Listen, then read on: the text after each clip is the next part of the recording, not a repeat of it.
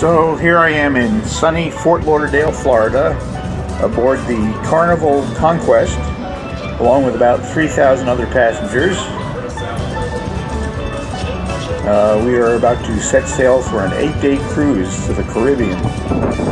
So grab a deck chair, lather up with sunscreen, sit back and relax, and welcome aboard.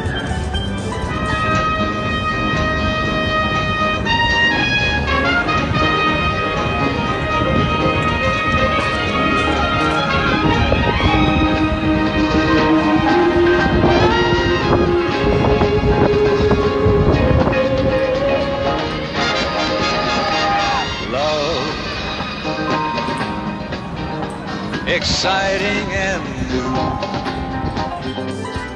My cabin was on deck 1, way up close to the bow, and I booked a cabin with a porthole view, which I enjoyed throughout the trip, watching the ocean and the islands drift by. It was really quite roomy. It had a private bath and a private shower. The first thing was to unpack and get everything organized, and then I started thinking about all that free food for 8 days. Well, anyway, soon the ship was underway.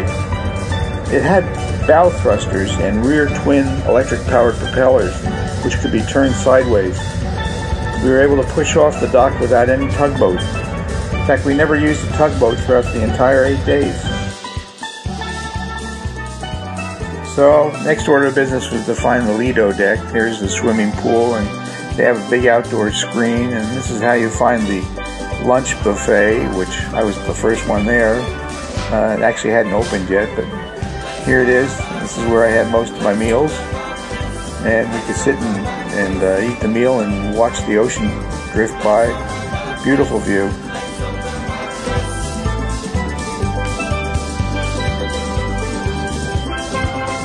Here's my first meal from the comfort station.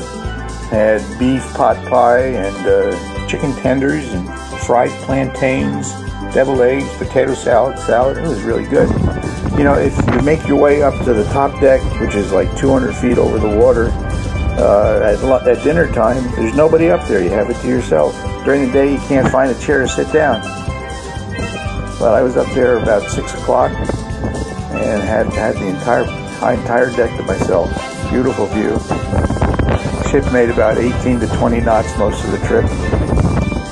And then at night, the steward folded up a little towel creation. That was a crab, and that was my first day.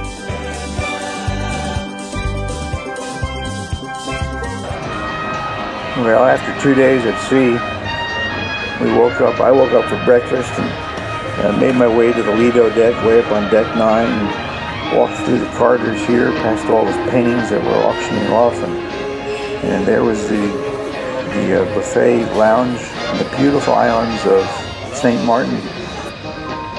So I got off the ship, made my way to the gangway and walked to the dock and found the excursion director and asked her where I would find the line for my tour. And she directed me off the dock. She said at the head of the dock there was a little village, and sure enough, there was a little village with duty-free shops and restaurants built by the island government, and I was able to find my line for the tour. The weather was perfect. I mean, for 8 days it didn't rain at all. Maybe for about 15 minutes it was in the mid-80s. I guess that's just typical tropical weather patterns in the Caribbean, but it was a beautiful 8 days. Anyway, I found the line. It was kind of like the Army. We marched along 2 by 2, waiting to the waiting tour bus, and we got aboard the bus. We headed out to the roadway that runs around the perimeter of the island. It's a volcanic island with steep mountains in the interior with no roads, so all the development is around the fringe where the ground is level. And it is a very poor island. There isn't much of an economy there, and the housing is really just shacks. They're not really well taken care of. But the people live a simple life. I guess they're happy. The island of St. Martin is actually two nations. To the south, where we docked in Philipsburg, that's Dutch, and the north is French. The Dutch side is part of the Kingdom of the Netherlands, and the northern part is a collectivity of France. So here we are looking north, and you can see Simpson Bay and Simpson Bay Lagoon. This is where most of the private yachts anchor, and it's become sort of a central point for mega yachts. So you see quite a few high-priced yachts anchored there. And we crossed over from the south side to the north French side. And one of the things that's quite noticeable is the housing is much more attractive. It's better kept and freshly painted, and it just looks a lot nicer. So we crossed over to the French side, and we stopped at a square for lunch. There were dozens of little shops selling French fabrics. I read later that these fabrics are very high quality and they're at very good prices, but most people weren't buying. So we reboarded the bus, and here we are backing out to continue the tour.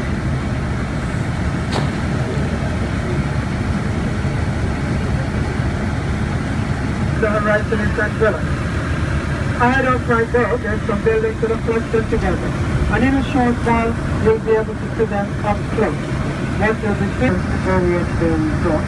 And in the water, there is another island which is called Vincennes, also uninhabited. By the way, can you understand the tour guide? It was a 2-hour tour, and I hardly understood a word she said. And she was speaking English. Because it's at the back of the city building, so it's the Orient Place. But it's so nice to be enjoyed there. The city buildings are Carnival angles, restaurants, and everything is like this. Also the sidewalk, So we made our way south across the border to the Dutch side. After a nice supper, I settled in for the night, and that was the end of the fourth day. Here's sunset at St. Martin as viewed from my porthole. The next day we docked at St. Kitts, about 45 miles south of St. Martin. The highlight of the day's tour was a visit to Brimstone Hill Fortress. This stone fort was begun in 1700 and completed 101 years later in 1801. It was built entirely by slaves.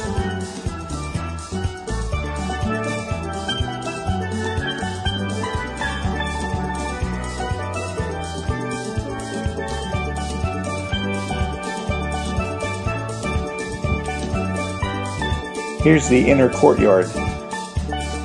All day, a dark black cloud hovered over the nearby mountain. It never moved and it didn't rain. I discovered how badly out of shape I was by climbing the steep slope path to the fortress. I made it to the top, but I was pretty winded.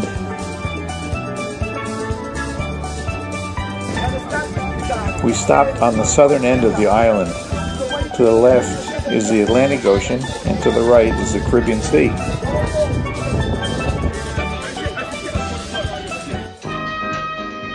We boarded the ship and set out for San Juan, Puerto Rico.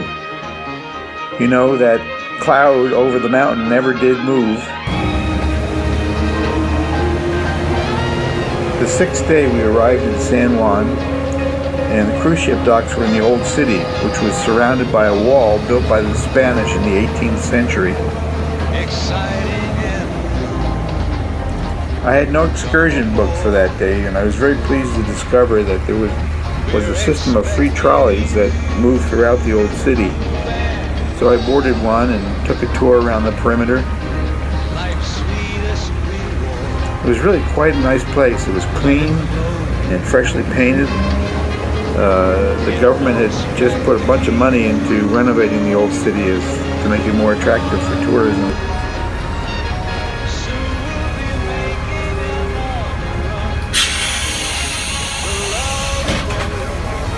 The English and Dutch were never able to take the city because of the fortresses, and Puerto Rico remained Spanish until the Spanish-American War, when it became a U.S. territory in 1898.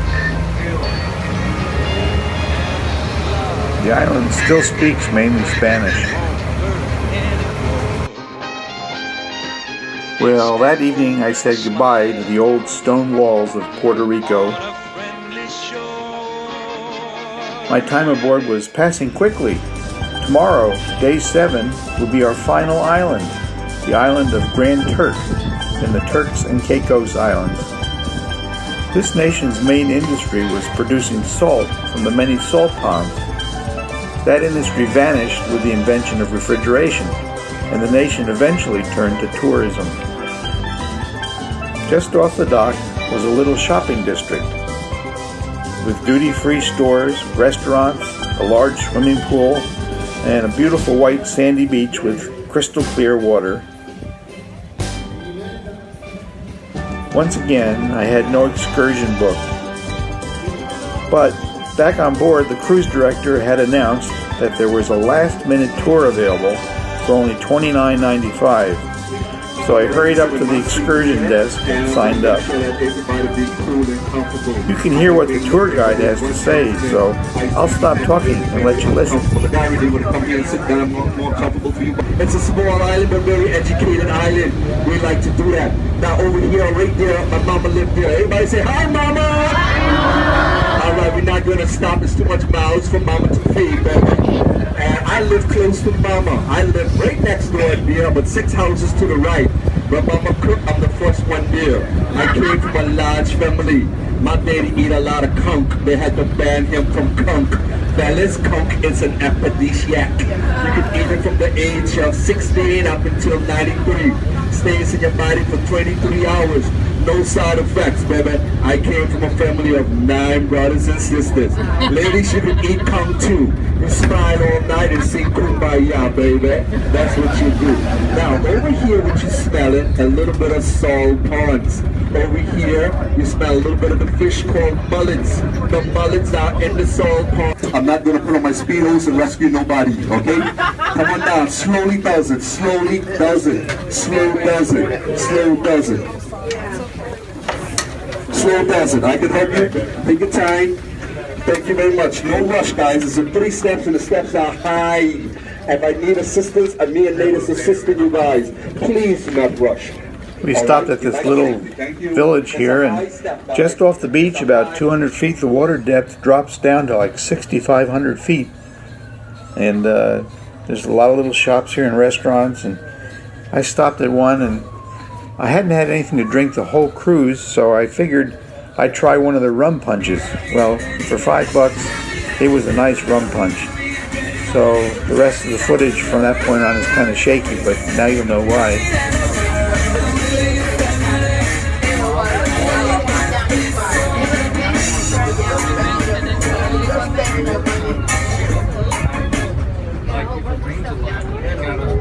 One, two. Okay, everybody, we are all back. Is everybody back? Alright, guys, we are routing through the most oldest settlement, over 300 year plus. This is West Road. This is the fishing capital. This is where the local man comes in and bring the local fish, conch, and lobster every day. West Road is the oldest settlement, and it's the fishing capital of the Turks and Caicos Islands. It's old, it's historical, and it's simple, and it's easy. As I was telling you, it's a simple little island. Every day. You can come with us and get a bread. Feed the little baby. It's nice. Do not stand in the back of them. Do not stand in the back. Anybody else want bread? Do not stand in the back. Mom, you want some bread? Do not stand in the back. Anybody else? Do not stand. Stand behind them. Emma, open your hand. You gotta have your hand flat. Oh, I don't know. Caitlin, hand flat. Send the picture. Why are you still showing? All right. Once I get her weight. All right. Here we go now.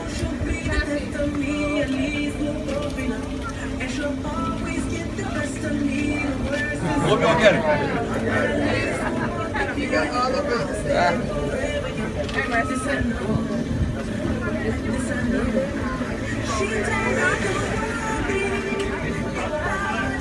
Hold it, baby. Yeah.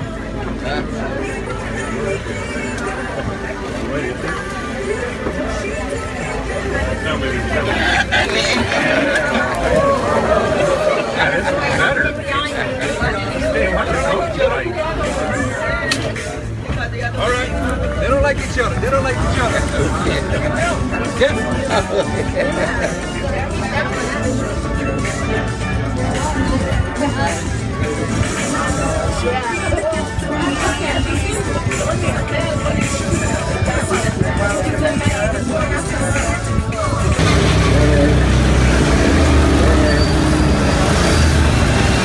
What up, brother? Come on down. You want to go 30 miles per hour, we're going to go 2.1 miles per hour. All right, guys, we're going to come after that. Now, if you look down here. Well, that's the end of my little presentation. I hope you enjoyed it. I must say I enjoyed the week at sea and look forward to a future cruise, maybe to the U.S. and British Virgin Islands. So long, and as our Italian captain would say, arrivederci.